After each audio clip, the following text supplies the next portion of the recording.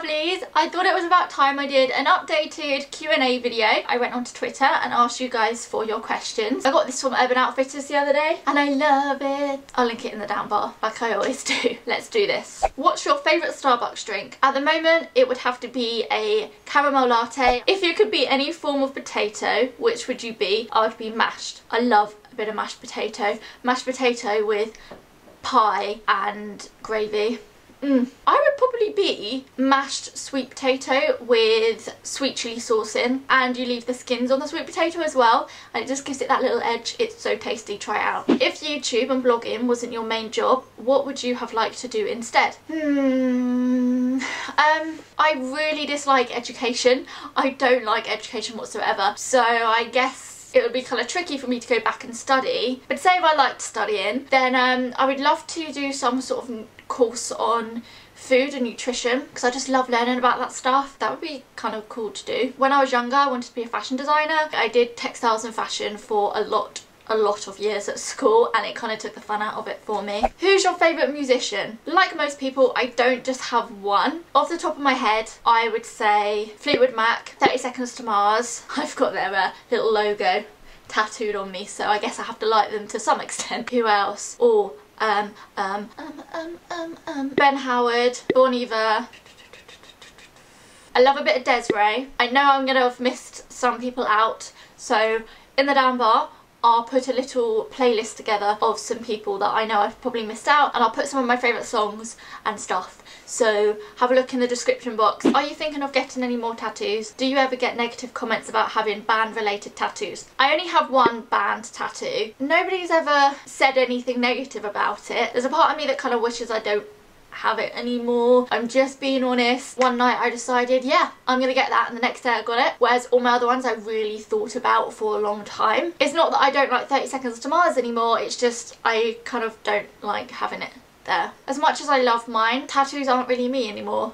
But I have them, I don't mind having them, but no, I wouldn't get any more. If you could choose anywhere in the world to be right now, where would it be? In the middle of nowhere, but close to a town at the same time. Like feel like you're in the countryside somewhere, but close to somewhere that I could explore, and somewhere sunny, somewhere nice outdoors I can do my yoga and my meditating in. I've just had enough of winter. What's one drugstore makeup beauty item you always find yourself repurchasing? Number 7, translucent loose powder, which I put on over my concealer and my foundation. I hate it when you get translucent powders that are translucent and they're not, and they look orange on my skin. This one is completely colourless and I've been using it for almost 10 years now. If given the chance, would you want to visit Singapore? I was going to say irrational fear of flying. I don't think it's irrational whatsoever. There is nothing natural about a massive metal, I don't know what planes are made out of, but a massive metal thing carrying a bunch of people miles up in the sky. There was nothing natural about that. So I think that's a very rational fear to have because, yeah, it's just scary and I don't like flying. I've flown lots in the past, but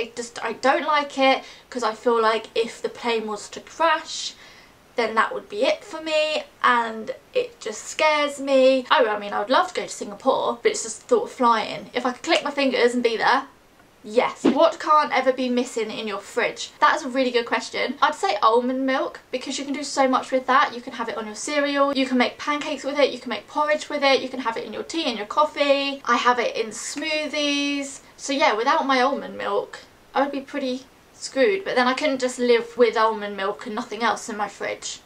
But yeah, if I had to pick one thing that always had to be in my fridge, it would have to be almond milk. Have you ever considered dyeing your hair an unnatural colour? If so, what colour would you choose? I have had urges here and there. A couple of years ago, I had an urge to have lilac hair, and as you guys may know, I semi-permanently dyed the ends of my hair lilac, and then it just kind of faded after a while. I wouldn't be tempted to the point where I'd actually really consider doing it because I'd have to bleach all my hair. I've never dyed my hair before. I don't know, I just want to keep my natural hair colour. I quite like my natural hair colour, and you know, once you start dyeing your hair you have to keep it up and it costs money, and I quite like being able to say, yeah, this is my natural hair colour. I feel like maybe I'll have lilac hair when I'm 50 and I'll be really cool like Vivienne Westwood and wear crazy clothing and have crazy hair. Do you prefer savoury or sweet food? Savoury. Would you rather have a cat-sized elephant or an elephant-sized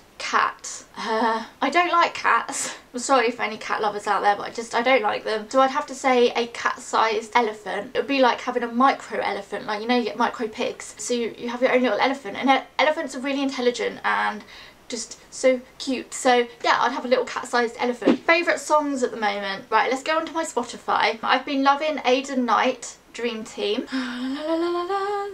Uptown Funk by Mark Ronson. When it first came out, I really disliked it. It reminded me of that song that they used to play at discos where you all sat on the floor with your legs out, and I can't remember the tune now, but when you sat on the floor and you did that and you tapped the floor, everybody don't wanna dance, we're standing on the wall. But no, I think that's the wrong song. Any of you 90s kids will know what I'm talking about, and it reminded me of that and I hated it, but now it's so catchy. Whenever it comes on, I'm just like, yeah, I'm feeling it, I'm feeling it. I like it. It's kind of like an old school 70s tune. I've been listening to a lot of Lauryn Hill. I've been really enjoying All I Want by Codeline. I look up to so much, and I was wondering what well-known person would you really look up to? Ooh, I'm not very good at thinking quickly on the spot. Oh, I'd have to say Davina McCall. Just think she's so relatable. She's achieved so much. She's got a lovely family. She's done so much amazing stuff for charity. I don't know if you watched that I don't know what it's called, but that programme she did where she swam and she cycled and ran miles, and oh, it was so emotional. She lives very local to me, and I saw her in my local Topshop, and I didn't want to bother her, so I didn't go up to her, but I really wish I'd gone up to her now. Do you have any skincare product that you couldn't live without? Well, it'd have to be my Bioderma. I said that really weird, Bioderma, because it takes my makeup off and also cleanses my skin at the same time. What's this song that always makes you feel happy? I wish I'd read through these before I started filming. Can't think of any good answers. I'm gonna go back to Fleetwood Mac again, and I'm gonna say Fleetwood Mac Gypsy. There's just something about that song that is not only nostalgic to me and reminds me of my childhood, but it just makes me wanna spin around and dance and do. Puts me in a good mood. I even feel happy singing it in my head right now. So yeah, I'm gonna go with Fleetwood Mac Gypsy. If you could drop everything and go to any place in the world, where would it be? It's hard to say when you haven't been to these places. I'd have to say Italy. Now, it doesn't say move there, but yeah, I would get Marcia with me, and I would make her show me around her hometown and around Italy and all the places, because she obviously knows where she's going. But yeah, I definitely would love to visit Italy. What Lush product could you not live without? It's a very close between the Comforter and the Marilyn hair treatment, but I guess I could find a decent hair treatment elsewhere, whereas there's nowhere else you can get the Comforter Bubble Bar. What advice would you give someone who is thinking of cutting their hair? Try not to overthink it too much, because the more you overthink things, the scarier it feels. What is my hair doing? Right, go back down. Go with your gut instinct, because for me, I was going to get my hair cut, and I planned on getting it cut really short, and I even booked the appointment, and then I chickened out, and I had the want to do it, but there was just something in me that couldn't let go. And then almost a year on, booked myself in just for a trim, and then I just thought, you know what, I'm getting all my hair cut off. It was just the right time. I don't regret it at all.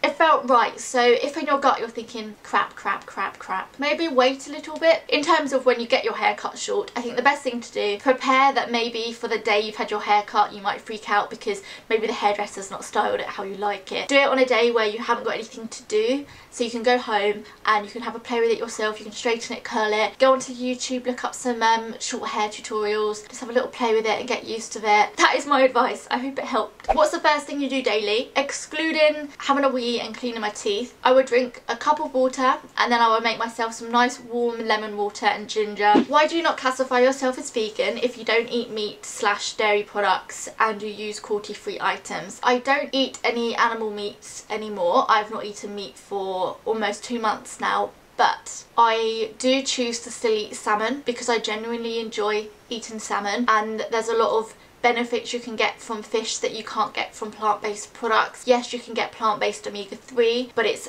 harder for our systems to take in, and I like salmon, so I don't want to deprive myself of that, and I shouldn't have to justify that to anyone. And I still eat eggs. I've limited my dairy intake. It's not completely, you know, gone. If I go to a restaurant and there's a yummy dessert with a bit of milk in, then I will have it, but I've limited it a lot. I've been trying to look after myself as much as possible because I have IBS and I also have anxiety and bipolar. I don't know why I struggle telling people, like I struggle with the word bipolar. I hate saying that. Yeah, and I just feel like physically and mentally, within a few days of cutting out meat and restricting my dairy a lot, I feel so much better. So it obviously works for me, and that's why I don't call myself vegan, and you wouldn't even really class me as vegetarian. I'm technically pescatarian, I guess. But I really hate talking about food and all that on YouTube because it just sparks big debate and people think they can start to tell you what you should and shouldn't do. And yeah, if you could have any pet in the world, what would you want? I'm just gonna give you guys a couple of seconds to, in your head,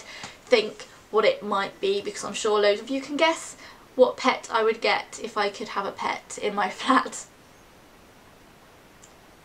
So if any of you thought rabbit, you guessed correctly. I'm not an animal person, but rabbits are the exception. Doug and I are going to be moving in a few months, and I'm really hoping we move somewhere that I'm allowed to have pets and also has the room for a rabbit, because even if I was allowed animals in this flat, I still wouldn't get a rabbit because I don't think there's enough room for it to safely roam around the flat. You know, I'd want it to be happy. I do plan on getting 2 rabbits. I even have names in mind. I've done so much research. It's ridiculous how much I know about rabbits, and I don't even own any. But hopefully, yeah, whether it's in the next year or whether it's in the next 10 years, I will have rabbits. And lastly, what are a few books you recommend? I'm probably not the best person to ask because I don't read many books. I've read like the first half of books and then put them back and forgotten about them. The first proper book that I read was Wasted by, I can't remember her first name, but it was something Hornbacher.